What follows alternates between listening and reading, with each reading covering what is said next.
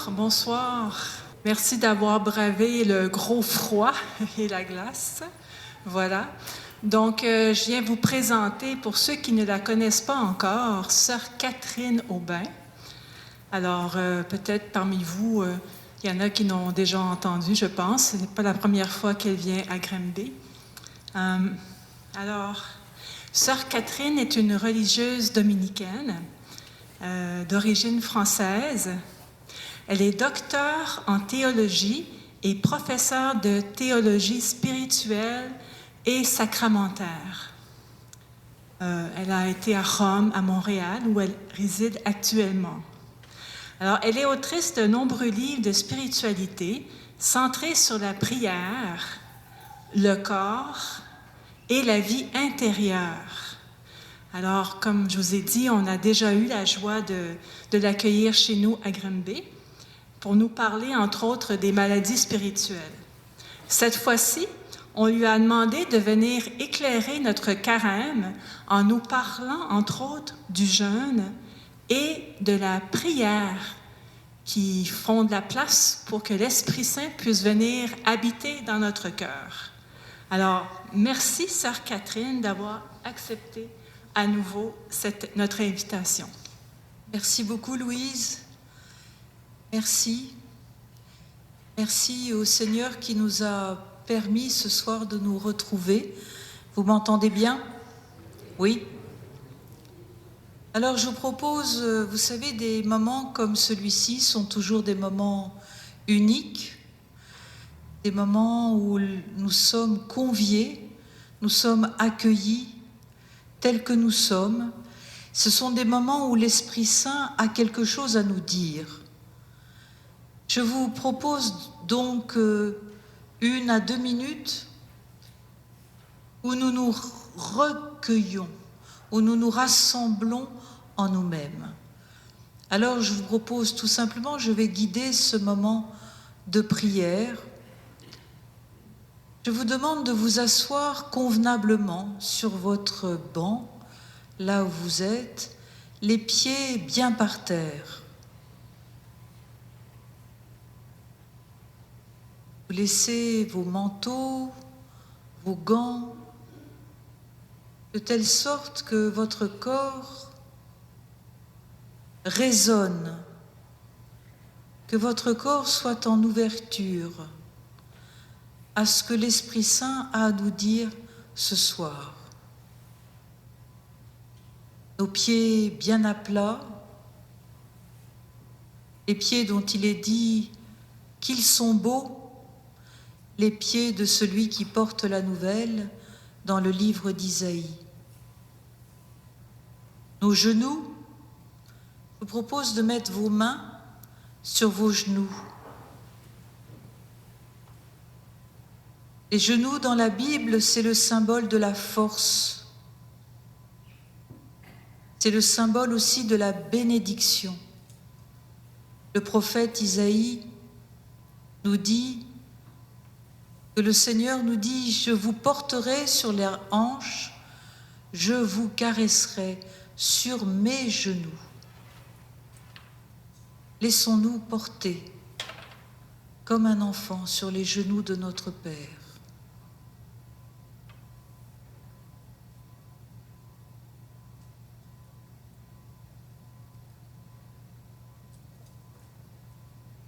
Et puis entrons dans nos émotions, notre psychologie. Où suis-je ce soir? Suis-je dans mon passé, dans mes blessures, dans ma colère, dans mon amertume, dans ma joie? Où suis-je ce soir pour être là avec toi, Seigneur Esprit Saint? Ouvrons nos émotions à la lumière.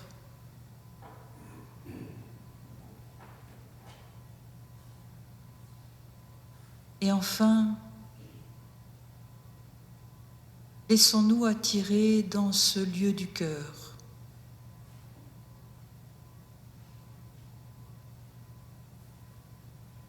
sommes attendus, aimés, accueillis. Ce lieu du cœur, c'est le lieu de l'amour. C'est le lieu où le Seigneur dit « Et cela est très bon ». C'est le lieu de la bénédiction. Entrons dans cette parole intérieure qui nous est dit incessamment chaque jour, « Tu es mon enfant bien-aimé ».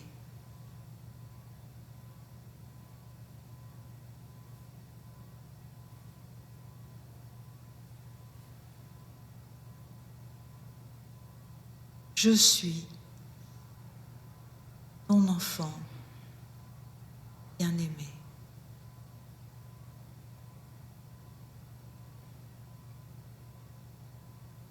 Et pour ces quelques paroles sur le jeûne, confions-nous à Marie.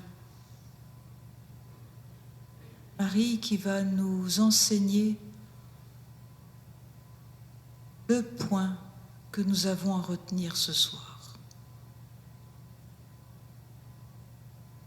Réjouis-toi, Marie, le Seigneur est avec toi. Tu es bénie entre toutes les femmes, et Jésus, ton enfant, est béni.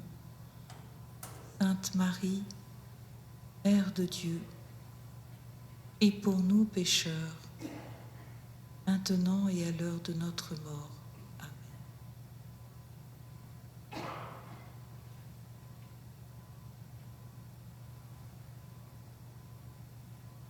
Alors le père Danick m'a tendu un piège.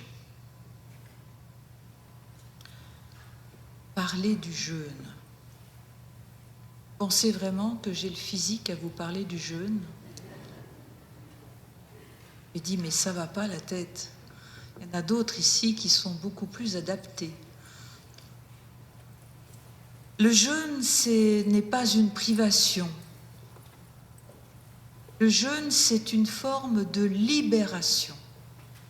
Vraiment, nous sommes là ce soir, non pas pour écouter un code de morale, de prescription, et nous sommes là pour entrer dans un dynamisme intérieur. Je vais commencer cette rencontre avec vous par quelques mots du pape Léon XIV. Léon XIV a fait un message de carême extrêmement intéressant. Il nous demande deux choses. Je ne sais pas si vous l'avez lu. Il nous demande d'écouter. Première discipline de ce carême, écouter. Écouter comme lui. Nous avons tous entendu vendredi dernier la lecture d'Isaïe 58, le jeûne qui plaît à Dieu. Le jeûne qui plaît à Dieu. Quel est-il? Est-ce que c'est de se priver de gâteaux, etc.? Pas du tout. Le jeûne qui plaît à Dieu, faire tomber les chaînes injustes, délier, rendre la liberté, briser, partager, accueillir, couvrir celui qui est sans vêtements, ne pas te dérober à ton semblable. Alors, ta lumière jaillira et tes forces reviendront. Voilà le cœur du jeûne. Le jeûne qui plaît à Dieu, c'est un mouvement de charité et de libération. Isaïe, chapitre 58, versets 1 à 9. Qu'est-ce que le jeûne pour nous, chrétiens.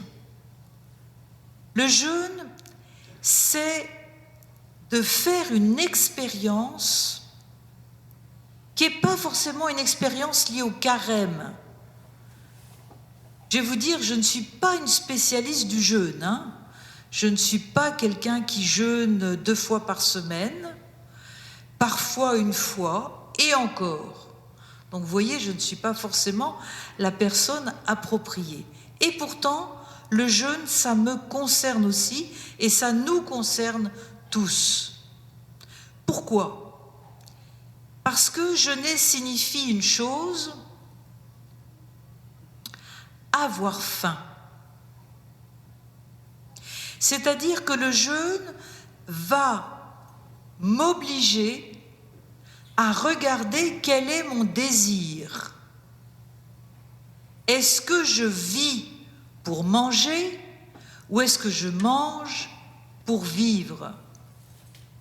Et quand je mange, est-ce que c'est ce que je mange qui est important pour survivre ? Il y a différentes façons de manger. Il y a différentes façons de ne pas manger. Il y a différentes façons de laisser la nourriture. Et de quelle nourriture parle-t-on ? L'important dans ce mot « jeûner », c'est d'avoir faim de Dieu. Est-ce que ce soir, nous toutes, nous tous, nous avons faim de la lumière de Dieu, de la consolation, de la présence de Dieu? Essayons ce soir d'entrer dans nos faims. Quelle est ma véritable faim? Ma faim de reconnaissance? Ma faim d'amour? Ma faim d'être aimé? Ma faim de donner l'amour? Si nous jeûnons, nous devons le faire par amour. Pourquoi ? Pour redécouvrir notre corps. Notre corps, comme je le disais, est le temple du Saint-Esprit. Jeûner, et je parle là du jeûne de nourriture, c'est retrouver le rythme de son corps. Il y a la nourriture, mais il y a aussi le sommeil. J'ai un père spirituel qui a 80 ans, capucin, et qui tient cela de son père maître. Tu veux une vie spirituelle ? Dors. Ça veut dire quoi ? Tu dois dormir 7 heures, 8 heures par nuit, pas moins. Sinon, tout fout le camp. Voilà une première ascèse, une première discipline. Qu'en est-il de cette discipline du sommeil ? J'ai la chance de recevoir beaucoup de jeunes et moins jeunes. Il y en a qui me disent « Rien ne va, oh là là, ça ne va pas du tout dans mon couple, tout va mal, on se dispute tout le temps, etc. » À un moment donné, je pense que c'est vraiment une lumière de l'Esprit Saint, je lui dis « Est-ce que tu dors assez ?» Elle me répond très simplement « Ça fait plusieurs semaines que je dors que 3 heures par nuit. » Comment voulez-vous que la charité s'exerce quand il n'y a pas assez de sommeil ? Le jeûne, c'est une affaire aussi d'équilibre et d'avoir les pieds sur terre. Le but de n'importe quel jeûne, c'est de nous concentrer, de nous centrer et de nous décentrer de nous-mêmes. Le jeûne n'est pas une punition. ni même une souffrance. Jésus a souffert pour nous. Il ne nous demande pas de souffrir, il nous demande de participer, de communier, et non pas de consommer. Dans le jeûne, bien sûr, il y a tout le rapport à la nourriture. Est-ce que je consomme ou est-ce que je communie? Je mange ou ne mange pas, comme je m'entretiens avec les autres. Dis-moi comment tu manges et je te dirai comment tu te comportes dans ta vie relationnelle. C'est tout un. Donc, quand il nous est demandé de faire un peu de distance par rapport à la nourriture, eh bien, il nous est demandé de ne pas dévorer l'autre. Comment est-ce que je me situe par rapport à la relation? Est-ce que je suis dans une dévoration de l'autre? Je l'utilise comme un objet de consommation? Ou bien est-ce que je prends de la distance, du retrait, du silence? De quoi avons-nous faim? Troisième chapitre de la Genèse, on le connaît par cœur. La femme vit que l'arbre était bon et agréable. Elle prit du fruit et en mangea. Pourquoi? Pourquoi ce geste? C'est un geste qui cherche à saisir, à assimiler ce que nous ne connaissons pas. Pour vivre, il ne suffit pas de manger. Il est nécessaire d'entretenir des relations avec les autres et pas n'importe comment. L'homme, la femme, ne vit pas seulement de pain. Nous l'avons entendu dimanche dernier. Il faut manger, oui, et il faut cesser de manger. Cesser de manger l'autre. Libérer sa bouche en vue d'une parole. La bouche, c'est le lieu le plus sacré de notre corps. Pourquoi?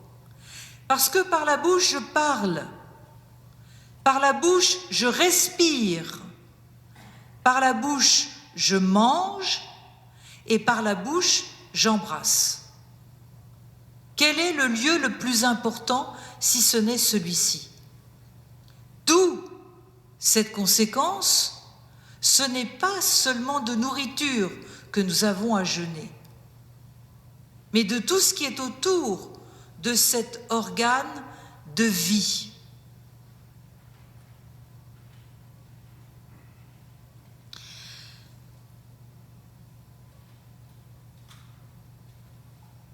De quoi sommes-nous affamés? Quelles sont mes priorités? Est-ce que je vais pouvoir arriver face à la nourriture à éduquer mon rapport à la nourriture? Est-ce que, en éduquant mon rapport à la nourriture pendant ce carême, je vais éduquer mon rapport aux paroles,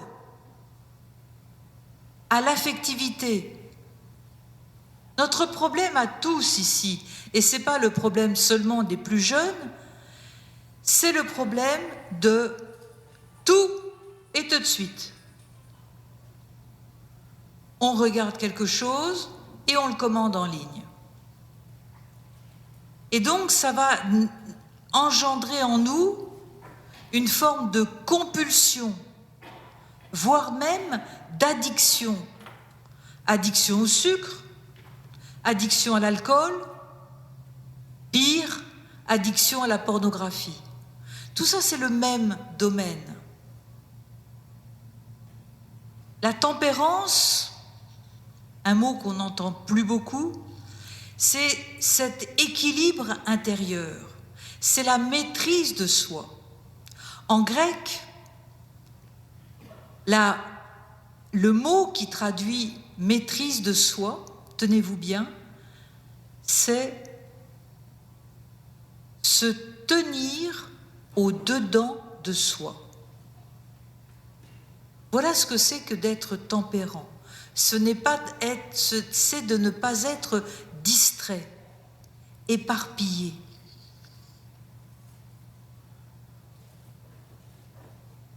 Alors que nous dit Jésus sur le jeûne? Il y a 4 passages connus. Il y a le premier passage qu'on a entendu dimanche, que ces pierres soient changées en pain, dit le diable, et Jésus répond, ce n'est pas de pain seul que vivra l'homme, mais de toute parole. Voilà. Le pain, la parole, l'amour, de quoi vivons-nous? L'autre, donc c'est Matthieu chapitre 4, l'autre passage où Jésus parle du jeûne, c'est quand il a guéri un esprit muet et sourd d'un enfant. Les disciples lui disent « Mais pourquoi nous autres n'avons-nous pas pu expulser ce démon ?»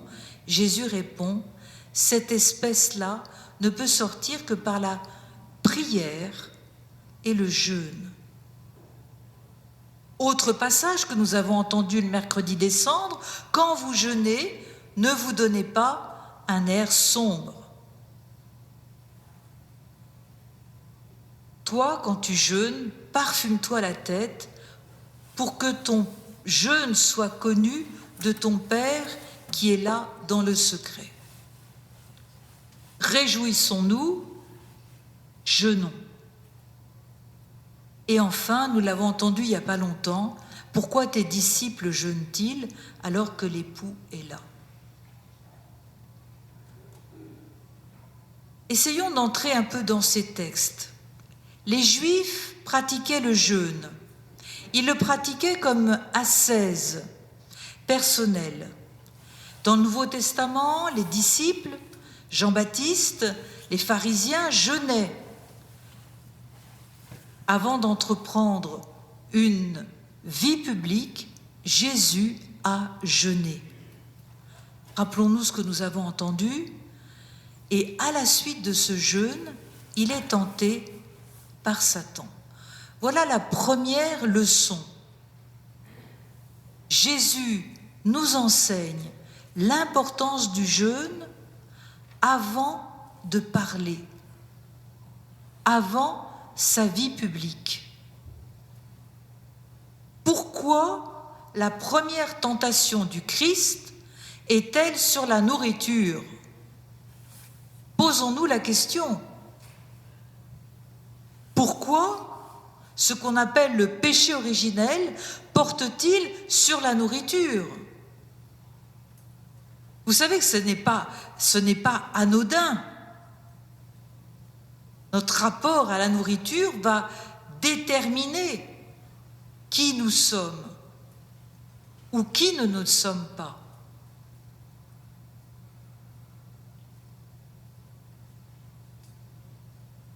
Ce n'est pas de pain seul que vivra l'homme et la femme, mais de toute parole qui sort de la bouche de Dieu. Que veut dire ce n'est pas de pain? Quel est ce pain?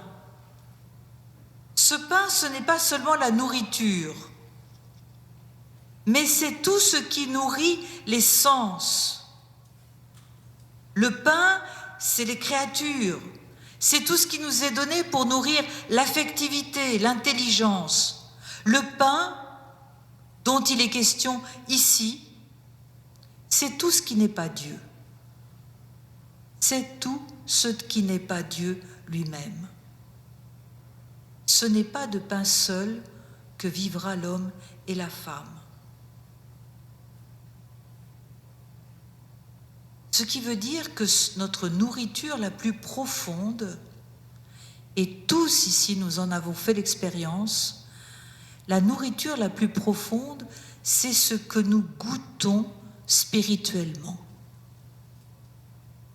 Quelle est, chacune, chacun, la parole de Dieu que vous goûtez depuis des années?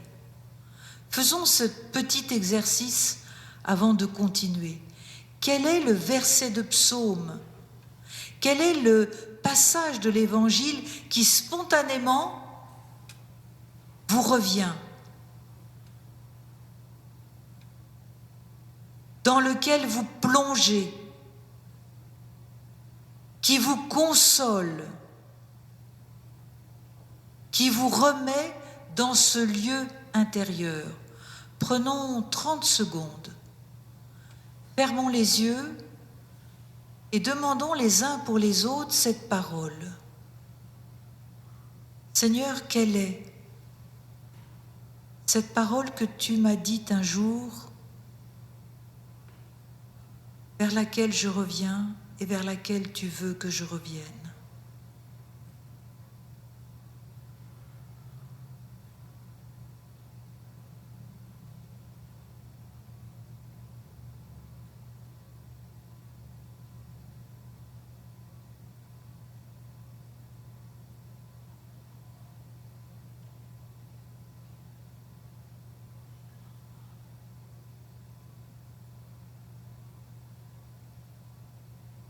Parole qui est notre identité, parole qui est le reflet du Christ. Il veut que je vive. Demandons les uns pour les autres la lumière de cette parole.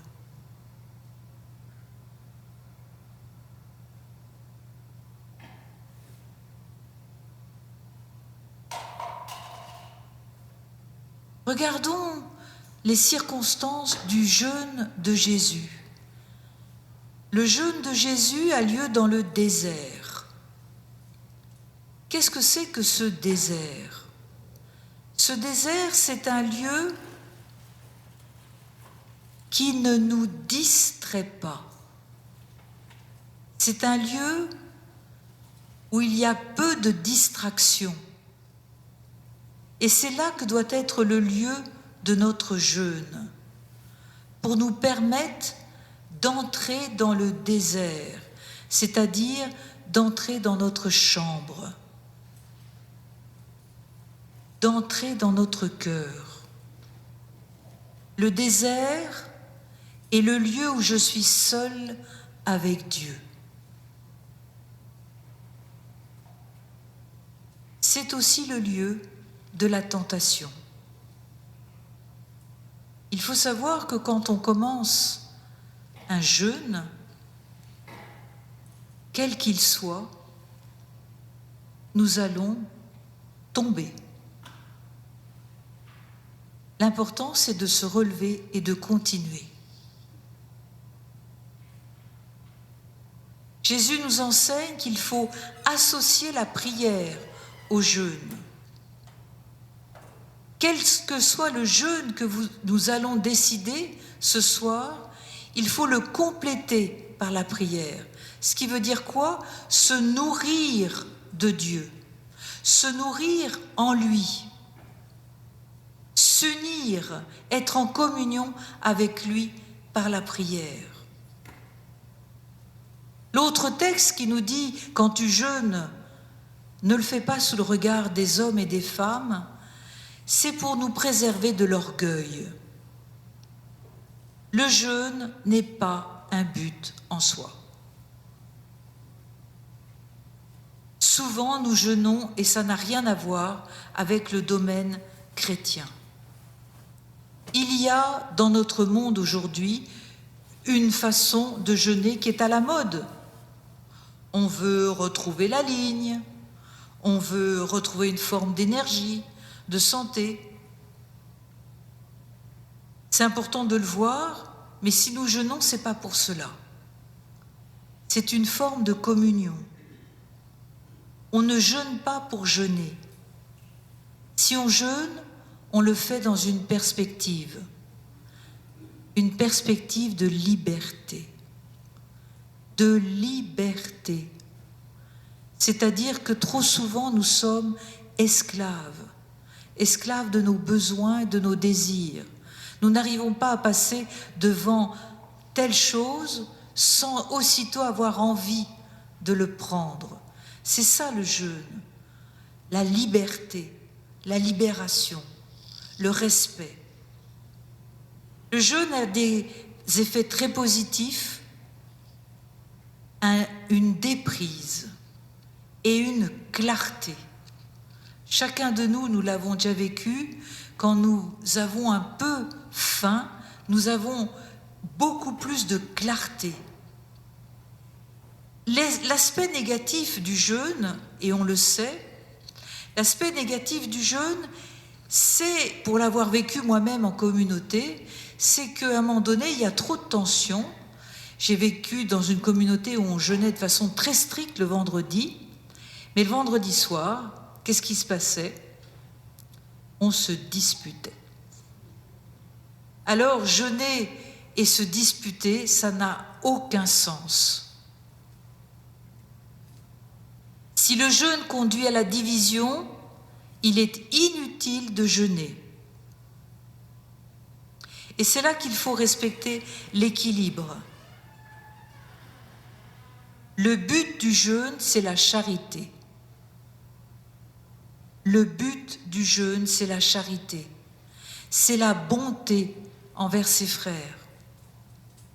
C'est un moyen. Certes, il y a des gens qui peuvent jeûner, il y en a qui ne peuvent pas jeûner. Cela dépend de l'âge. Cela dépend des conditions d'existence. À 20 ans, on peut facilement faire un jeûne. À 30 aussi. À 40. Plus tard, ça devient plus difficile. Notre jeûne doit être un acte devant Dieu et non devant les hommes.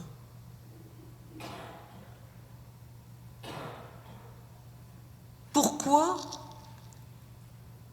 les disciples jeûnent-ils alors que l'époux est avec eux?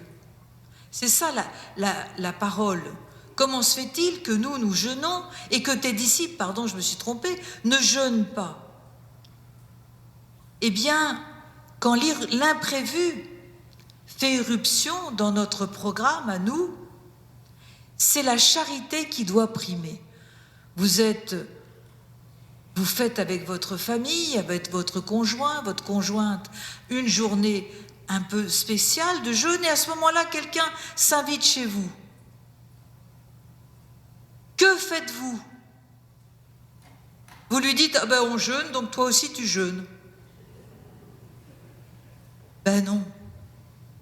Et si quelqu'un vous invite à manger le jour du carême, en période de carême le vendredi,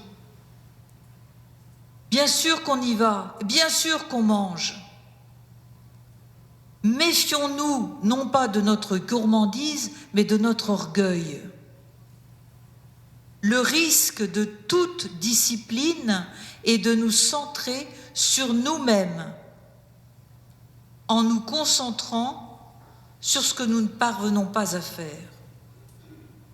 Le but du carême, le but du jeûne, c'est d'être plus libre, plus vrai, plus aimant.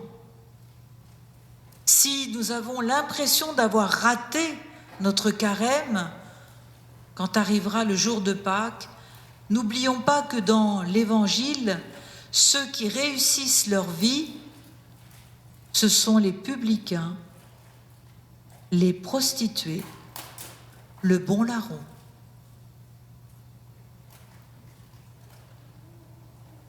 Le jeûne, il est toujours à notre disposition, nous disent les pères du désert.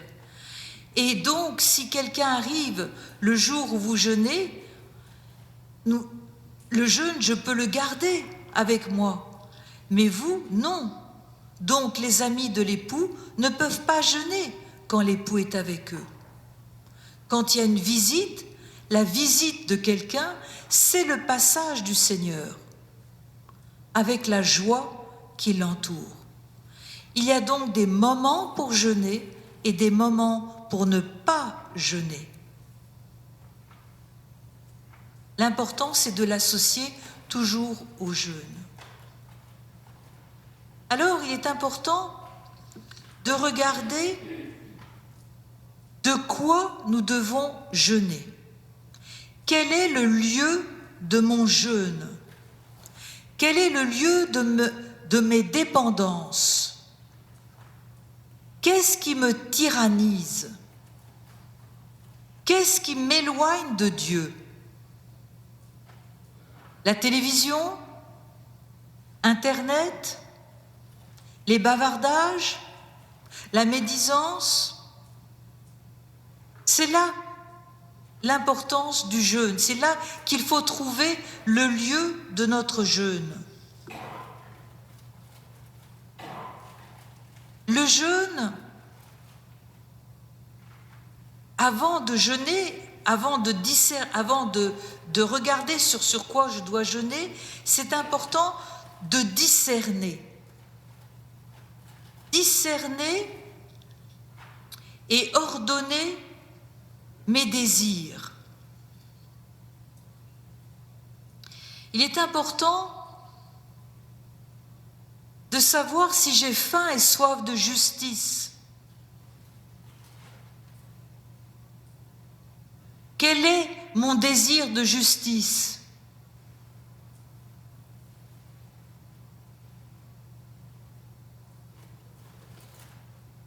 Saint Augustin, que le pape Léon XIV cite, dit ceci: « Il appartient aux hommes d'avoir faim et soif de justice, mais en être rassasiés, ça ne nous appartient pas. » Les anges, oui, se rassasient.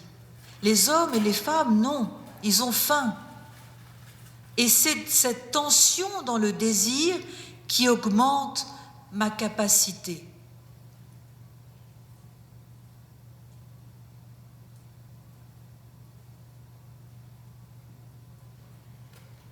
Le jeûne va donc nous permettre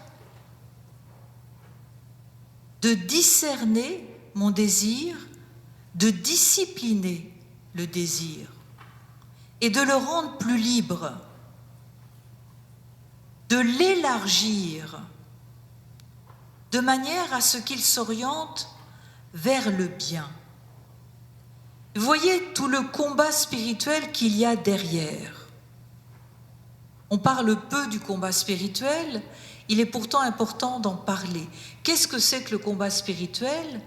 Ce n'est pas une lutte, on n'est pas dans l'armée. Non, le combat spirituel, c'est un travail. C'est un travail comme Michel-Ange, lorsque Michel-Ange a été chercher son énorme bloc de marbre pendant des années, et qu'ensuite il a taillé ce bloc de marbre pour en faire la Pietà. Eh bien, le combat spirituel, c'est cela. Il nous faut tailler notre désir, le sculpter, et donc voir le bien que j'ai à faire. C'est quoi ce combat spirituel? C'est de voir le bien, de le faire et de bien le faire. Voilà le but du combat spirituel. Alors, le jeûne,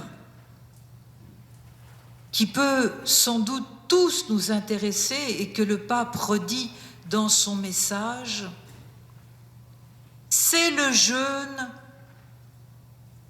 de paroles blessantes, de paroles qui heurtent mon frère et ma sœur. Essayons de nous souvenir, non pas des paroles que nous avons entendues, mais des paroles que nous avons prononcées et qui n'étaient pas des paroles de communion. Essayons de nous désarmer Désarmons-nous en renonçant à quoi? En renonçant à l'ironie, en renonçant aux blagues sur telle culture, sur telle façon de vivre, qui peuvent faire mal. Renonçons au jugement hâtif. Nous sommes très promptes, les unes et les uns et les autres, pour juger. Nous jugeons sur l'apparence. T'as vu ce qu'il a dit? T'as vu ce qu'il a fait? Oh là là! Comment se fait-il que nous-mêmes, nous n'avons pas envie d'être jugés? Pourquoi le faisons-nous? Que se passe-t-il? Étienne Soum, que vous connaissez peut-être, qui a écrit son journal dans les années 41-42, si vous ne la connaissez pas, c'est vraiment une lecture de carême.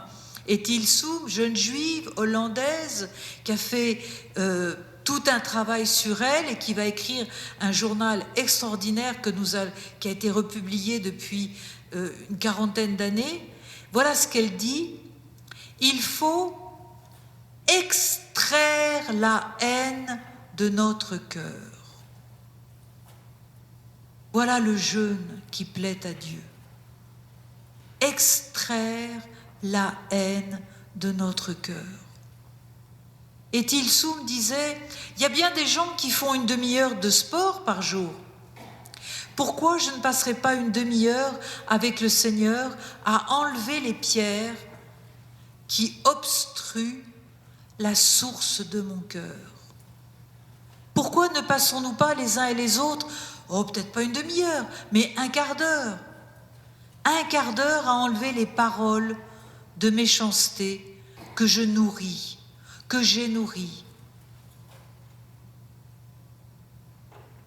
Renonçons à médire sur celui qui n'est pas là.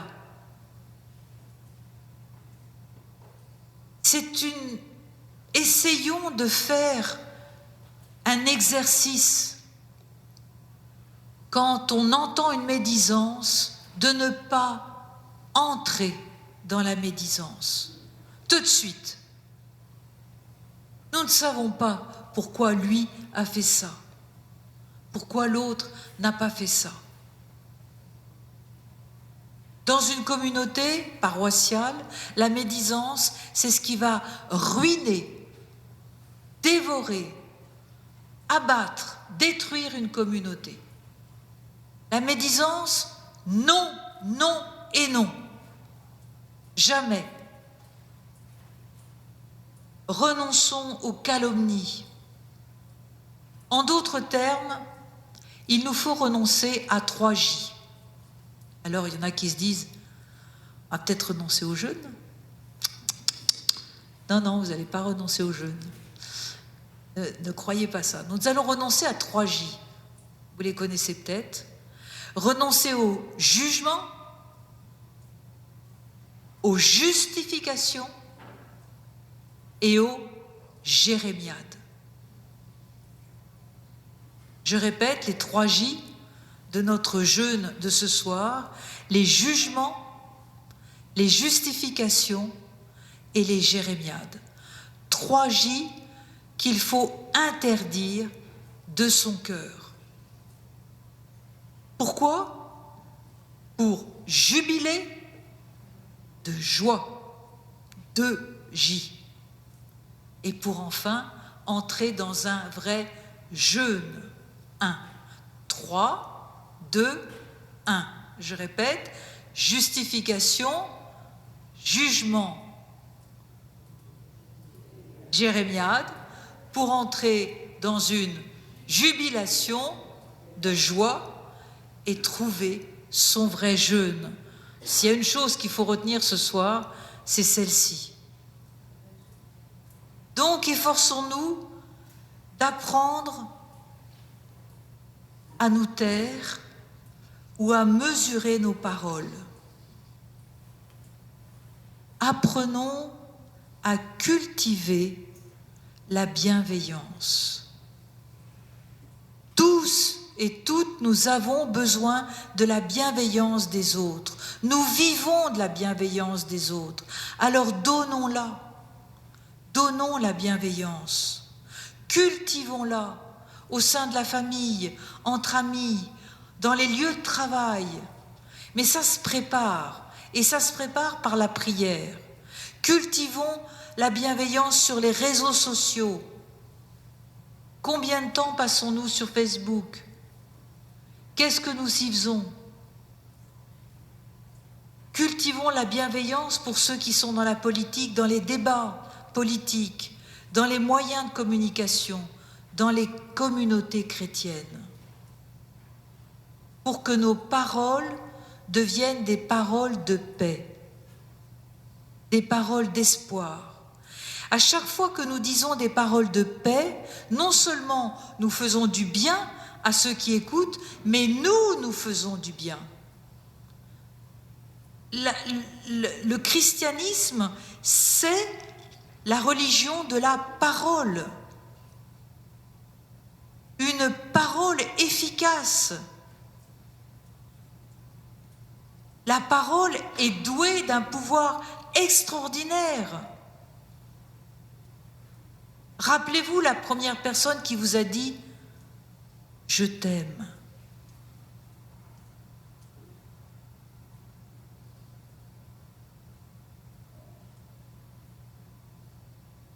Au Québec, il y a une seule personne qui m'a dit « Je t'aime ». Certains le connaissent, c'est Frère Charbel, à Rougemont. Vous le connaissez ? J'ai eu l'occasion de le voir régulièrement. On fête aujourd'hui 1 an, il est parti il y a 1 an au ciel. Et à chaque fin d'entretien, c'est un grand homme, il me prenait comme ça. Je t'aime, Catherine. Tous nous avons besoin de ce genre de paroles. Bien sûr, pas n'importe comment. Mais vous voyez, des paroles qui enveloppent, qui consolent. Aucune parole mauvaise ne doit sortir de notre bouche. Mais s'il en est besoin, que ce soit une parole bonne, constructive, profitable à ceux qui nous écoutent. N'attristez pas le Saint-Esprit de Dieu. Amertume, irritation, colère, éclat de voix, insulte, tout cela doit être éliminé. Voilà le vrai jeûne. Amertume, irritation, colère, éclat de voix, insulte, tout cela doit être éliminé, ainsi que toute espèce de méchanceté.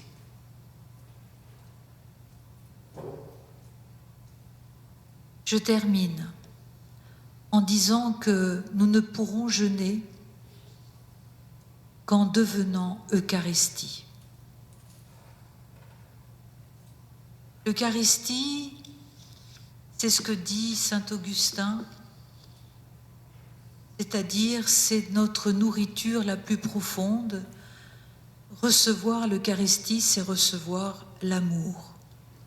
Saint Augustin nous dit « Deviens ce que tu manges.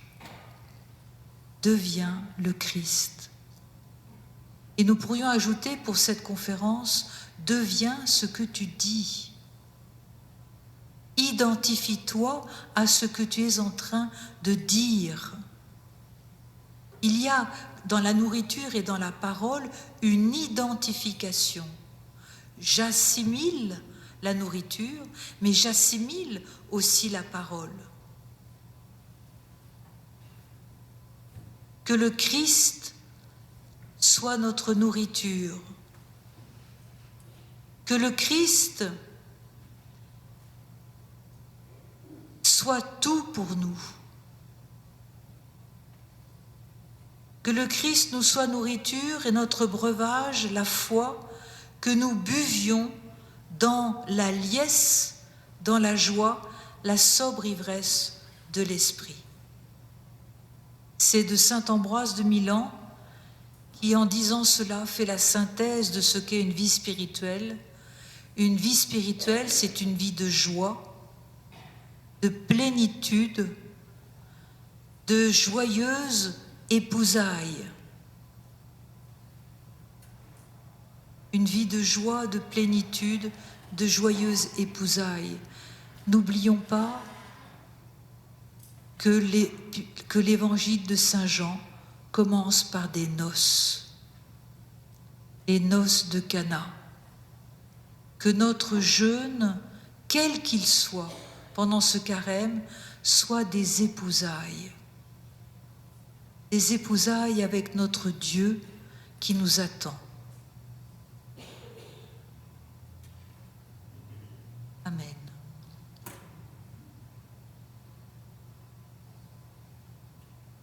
Avant de vous laisser la parole pour des questions, je vous propose qu'on reste quelques minutes, 1 ou 2 minutes en silence, pour laisser tomber les paroles au plus profond de nous. Ce soir, il y a simplement une seule chose que l'Esprit Saint veut vous dire, une seule.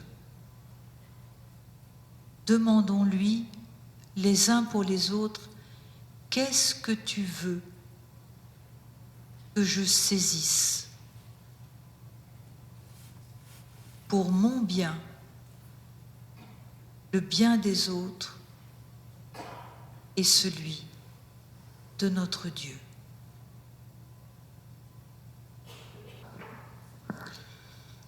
Ma sœur, merci beaucoup pour cette belle exposé. Merci pour votre enseignement. Je pense que le week-end dernier, pour ceux qui ont prié celles et ceux qui ont prié à Saint-Luc, samedi soir à 16h30, et celles et ceux qui ont prié à Sainte-Famille, dimanche à 11h15, je pense que celles et ceux qui ont l'habitude de retenir quelque chose dans l'homélie, je pense qu'ils se sont retrouvés dans l'exposé de la sœur. Parce que dimanche dernier, évidemment, j'avais essayé de focaliser mon homélie autour du message Saint-Père. J'ai focalisé mon homélie autour de ce message-là. C'est évidemment, en 10 minutes, on ne peut pas aller dans les détails. Mais j'avais essayé quand même d'expliquer un peu le sens de l'Eukhout, du jeûne. Et voilà pourquoi je suis très ravi. C'est un complément sur ce qui a été dit sur l'enseignement qui a été donné le week-end dernier. Comme complément, ma sœur, j'aime bien Montesquieu. Montesquieu du Cessu. Pour revenir sur ce que vous disiez tout à l'heure, le fait des paroles qui heurtent, comme dit le pape, Montesquieu du Cessu, la plupart des gens vous nuisent sans avoir la moindre intention de vous nuire, parce qu'ils sont dans l'incapacité de se taire. Et je pense, c'est une contribution. Hein, je pense que le pape rejoint ce que Montesquieu nous dit. Bon, Montesquieu encore, on peut dire, ça vient un peu d'ailleurs. Et tout à l'heure, dans votre exposé, vous êtes revenu sur la lettre de Saint Paul apôtre aux Éphésiens, je pense au chapitre 4, le verset 29, qui le dit, hein, Saint Paul le dit d'ailleurs, si vous voulez dire une parole, dites une parole bonne et constructive, capable de faire du bien à ceux qui vous écoutent. Merci ma sœur, c'est un complément. Et je complète simplement sur ce que je viens d'entendre. Merci beaucoup. Alors j'ai une petite question, toute une petite question. Dans le psaume 50, le psalmiste dit « Le sacrifice qui plaît à Dieu, c'est un esprit brisé. À quel moment, je parle à une spécialiste en théologie spirituelle, à quel moment on peut faire le lien entre le jeûne et cet esprit brisé dont nous parle le psalmiste? Est-ce que c'est possible? Voilà. Et ce serait bien que vous puissiez m'aider un peu. Ce serait une très bonne chose. Merci, ma sœur. Merci beaucoup. À travers ce verset de psaume, le psaume 50 qu'on a tous reconnu, eh bien, ça me permet comme ça de faire le lien avec demain. Demain, nous parlerons de la prière et nous parlerons de la prière à travers les 9 manières de prier de Saint Dominique. Et il y a une manière de prier où Dominique, justement, priait la nuit et pleurait. Il avait le cœur brisé et broyé. Et ça sera le moment, justement, de faire le lien avec ce qu'on a dit ce soir. Je vous remercie. Voyez comment l'Esprit Saint agit. Merci beaucoup. 2 choses sur votre intervention. Hier ou avant-hier, on a entendu la première lecture à la messe du Lévitique qui se termine par « Aime ton prochain comme toi-même ». Je trouve que c'est une très belle illustration. Et la deuxième chose, faisons attention de ne pas être hypocrite non plus, ni flatteur, ni manipulateur. D'où l'importance de se nourrir de la parole de Dieu pour ôter ces paroles de méchanceté que nous avons entendues, pour qu'elles n'aient plus de poids.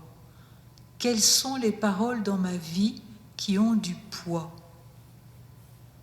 Comment se fait-il que j'accorde plus de poids aux paroles négatives qu'aux paroles de Dieu, qu'aux paroles positives? Laurent est en train de redire ce que je vous ai dit. Lisez Eti Ilsum, cette jeune qui est morte à l'âge d'une petite trentaine d'années, en 42-43, en camp de concentration en Allemagne. Elle a écrit un journal. Ce journal est édité aux éditions du Seuil. Ça s'appelle Écrit de Eti Ilsum. Vous investirez dans un livre qui vous accompagnera toute votre vie. Peut-être donner la parole au Père Dany pour qu'il conclue. Lui, l'instigateur de ce jeûne. Ah ben écoutez, j'ai pas pu tout entendre puisque tantôt j'animais une rencontre avec les enfants pour le premier pardon, mais ce que j'ai entendu, c'était de grande qualité. Et comme le Père Bienvenu disait, ça rejoignait un peu ce qu'on a enseigné aussi en fin de semaine. Alors, merci beaucoup. Ça nous fait découvrir, au fond, que le jeûne, contrairement à ce que des fois on peut penser, c'est pas juste de dire pendant tant de jours, je ne mangerai pas de chocolat, je vais me priver de bonbons. C'est le jeûne, l'expérience du jeûne qui nous est proposée. C'est un moyen de croissance spirituelle et c'est beaucoup plus profond que ça. Et est-ce que c'est ce que je pense, c'est ce que vous avez apporté ce soir? Alors, un grand merci, Sœur Catherine. Et la bonne nouvelle, c'est que vous allez être avec nous demain soir. Alors, ça portera sur la prière. Alors, on se souvient que le mercredi des Cendres, Jésus parlait de trois chemins parmi tant d'autres, l'aumône, le jeûne et la prière. Alors, merci, Sœur Catherine.